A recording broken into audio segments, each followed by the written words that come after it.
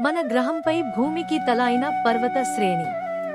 హిమాలయాలు మంచుతో నిండిన ఆలయాలు, పవిత్ర నదుల జన్మస్థలం, ఆధ్యాత్మికతకు నిలయం. హిమాలయం అంటే మంచు ఆలయం. ఇవి ప్రపంచంలోనే ఎత్తైన పర్వత శ్రేణులు. దాదాపు 2400 కిలోమీటర్లు పొడవున భారతదేశం, నేపాల్, భూటాన్, చైనా, పాకిస్తాన్లను కవర్ చేస్తాయి. అత్యున్నత శిఖరం ఎవరెస్ట్ 8848 మీటర్లు. తర్వాత కాంచన్జుంగా, నందా దేవి. ఇవన్నీ దైత్యలా కనిపిస్తాయి. హిమాలయాలు శివుని నిలయం.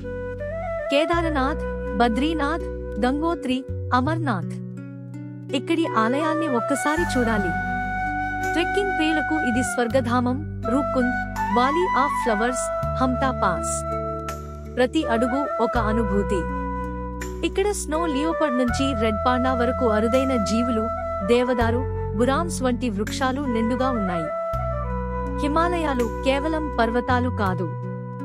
ఇవి జీవనాధారం, భక్తి నిలయం, ప్రకృతి సౌందర్య సింహాసనం. ఇలాంటివి ఇంకా తెలుసుకోవాలంటే లైక్ చేయండి, షేర్ చేయండి, సబ్స్క్రైబ్ చేయండి.